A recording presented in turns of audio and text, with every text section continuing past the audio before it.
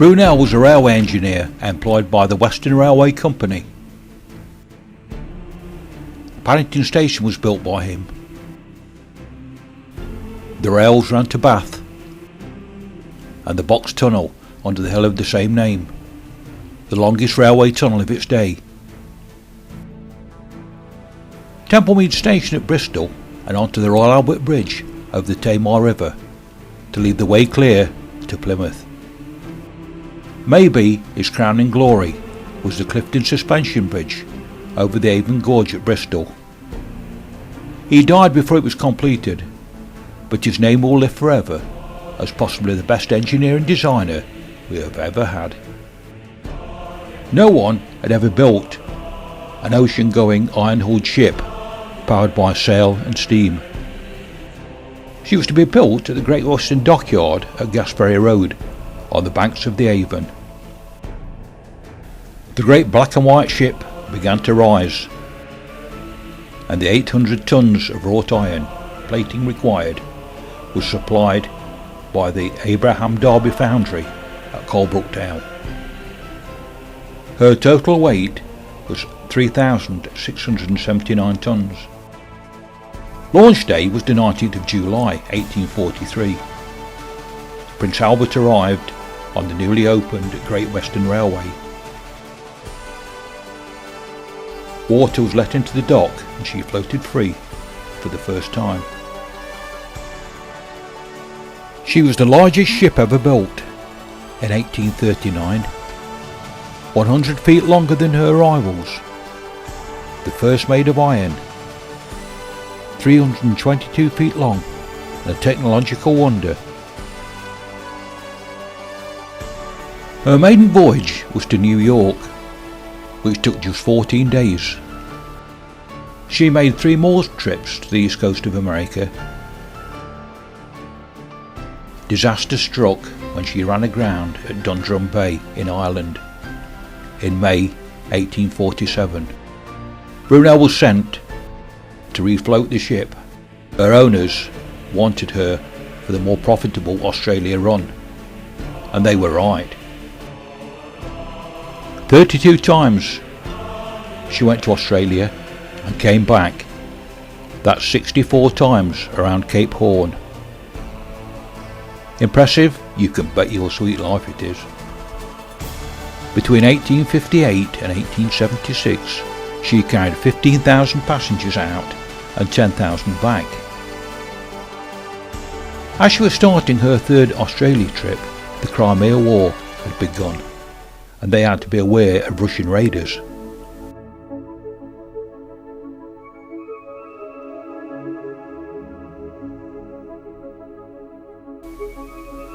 On her return to Liverpool, she was hired to transport troops to the war zone, 1,650 men and 30 horses. The Great Britain brought injured soldiers, including survivors from Balaclava and the charge of the Light Brigade, back home. By 1876, much had changed in the shipping world. Iron ships were now becoming common, also with fuel-efficient engines.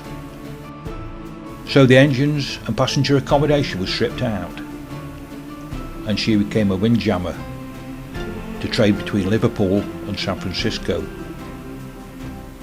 3,300 tons of coal out, and guano and wheat back. In February 1886, coming back from San Francisco, running her Eastings down around Cape Horn, she was hit by a sudden snorter that broke her hard. The Great Britain was badly damaged, with a crack on her side. The nearest harbour was Port Stanley in the Falklands, and she limped there. No one wanted the once proud ship, and she was deemed a hulk. It was 1886. The Falkland Port Authority unloaded the ship and used her as a store for wool for the next 50 years. She was also used as a quarantine hospital for visiting ships, mainly with smallpox on board. The Great Britain was not forgotten, however, with many schemes to refloat her came to naught. Then, in 1970, a consortium of Bristol businessmen found the key to free the Great Britain from her watery grave. Getting the Great Britain back to Bristol was only the start of the story. Conserving the ship was going to be costly in the extreme. Sir Jack Haywood supported the Great Britain in many ways. The second major contributor was John Paul Getty Jr., but her salvation came from the Heritage Lottery Fund. All the salvage was 44 years ago, so see what they have done to the grand old lady for future generations. The dry dock is covered by a glass roof with water only 2 feet deep, to give the impression of the ship floating while allowing access to the dry dock. The hull itself is in such a bad state that dehumidifiers and blown heaters help keep what is left.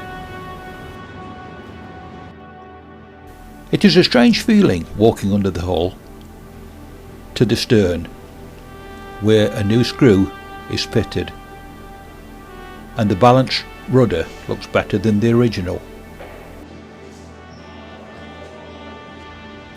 Most of her masts and spars lie alongside and are of a composite design to withstand the terrific stress of the huge sails. The main masts were 130 feet high, deck to top gallants. Imagine what it was like rounding Cape Horn in a hurricane. She now looks her best with the white and gold replaced.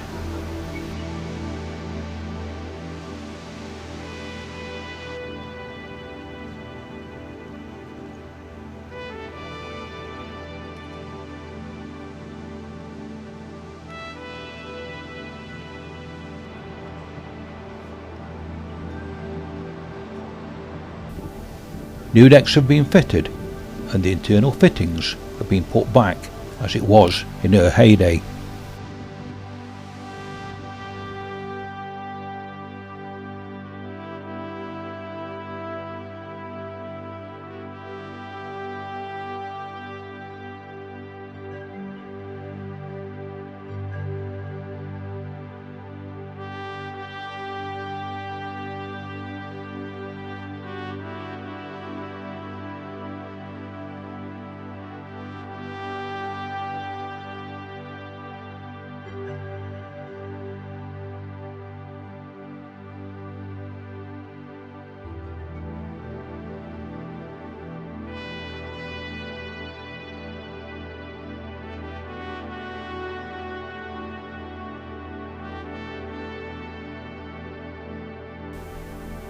Accommodation was from first to steerage and classes in between.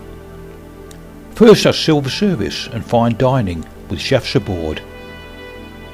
At the other end of the spectrum, salt cod is on the menu.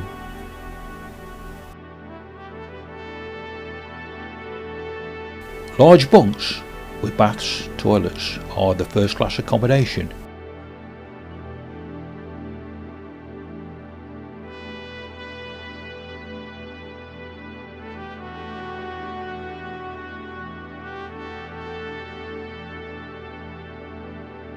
Whereas below it is not as grand, with shared bunks and poor sanitation.